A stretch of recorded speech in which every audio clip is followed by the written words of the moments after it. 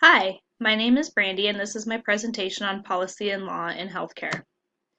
The objectives to this presentation are to provide the definition of policy and law, point out some of the differences between policy and law, determine the role of policy and law in today's society, state what some of the problems of having policies and laws can be, determine why policy making is necessary, to offer a biblical perspective on the subject, and to end with my conclusion and make references to sources I used in this presentation.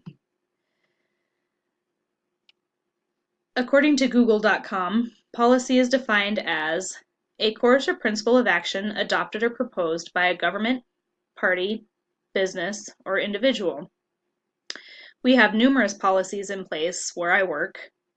We are required by administration to go through them yearly to make sure that the processes we state are still the same way things are done. They are very vaguely written for the purpose of not having something written in stone that we might not be able to uphold if a process happens to change before we realize the policy needs to change or needs to be rewritten. According to the Cambridge Dictionary, law by definition is a rule made by a government that states how people may and may not behave in society and in business, and that often orders particular punishments if they do not obey, or a system of such rules. For example, we have training every year for HIPAA, just for the knowledge of what the rules and consequences are for not keeping privacy a rule around the facility. This training is offered so that we know what a violation could result in, such as a verbal or written warning, termination of employment, fines could be imposed, and you could lose any license or certificate you might hold. Policy and law are not one and the same. There are differences in place that determine which one you are trying to convey.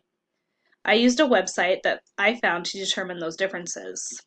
Policies are basically the guidelines that need to be followed in order to achieve a common goal. They are usually just documents that are informal, informative, and usually structured by each individual organization. Law is more formal.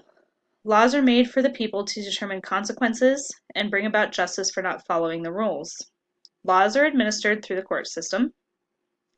Breaking the law could again result in losing the privilege of practicing in your area of skill, or fines, or even jail time depending on what you did.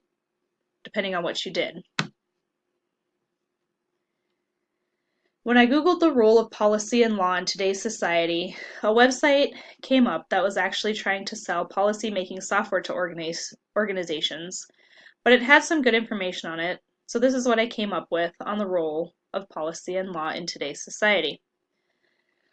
Policies and law are in place for the health and safety of the patients and the employees, any legalities that might arise in the working environment, for enforcing and knowing the regulations that are needed to do the job properly, and to establish the understanding of what is expected of them as an employee. Policies and laws bring about a standard of care that is necessary to maintain clarity when dealing with safety, legalities, trying to follow constantly changing regulations, and making sure the employee knows their responsibilities in their jobs, but also for them to know that they have rights too.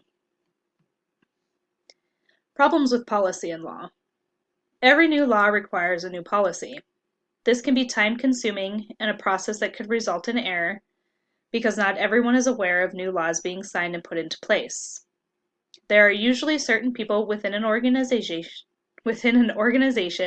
who are entrusted with having to know what is coming up or what has been put into place. It is in the best interest of the company to have someone who is familiar with how to research and have contacts to keep this information up to date. With a new policy, then comes the problem of communicating it effectively to all the staff members who need to be aware of the changes or the new law that it could affect their jobs. The last point I put on the slide just has me questioning whose best interest is at heart with any new law that comes down the line. Are there laws put into place who only protect the interest of a drug manufacturer to keep their brand name longer so that they can make the most money on a drug? Or even how an insurance company determines payment to a facility? Are the best interests of the patient at heart? Why is policy making important? You need policies for safety. You need to have clear procedures and rules to follow to make sure that you are safe in doing your job, but also within the scope of practice to give the correct and appropriate care to a patient. You need to know what is expected of you and what the consequences are if you do not act responsibly and appropriately. The biblical perspective I put on it has a verse from 1 Peter 2:13 through 17. Those verses say, "Be subject for the Lord's sake to every human institution, whether it be to the emperor as supreme, or to governors as sent by him to punish those who do evil, and to praise those who do good. For this is the will of God, that by doing good you should put to silence the ignorance of foolish people, live as people who are free, not using your freedom as a cover-up for evil, but living as servants of God. Honor everyone, love the brotherhood, fear God, honor the emperor." We are tasked as Christians to follow the rules set forth by our government and our supervisors. We are to do our work to please God and to show Christ in all areas of our lives. The more we listen, and the more we are willing to do what is necessary to play along and make it all work, as long as it doesn't go against God's law, then the more people might be willing to listen and do as they are told to. In conclusion, I have established that policy and law are not the same things, but they are definitely intertwined. They usually go hand in hand with each other. Policies and laws will always be necessary for the safety of everyone involved. You need discernment to be able to know the right way of doing things and knowing that there are consequences if you do not abide by the rules. We are called as Christians to obey the law and honor those in authority. Thank you for taking the time to watch my presentation. Here are the references for the sources I used in this presentation.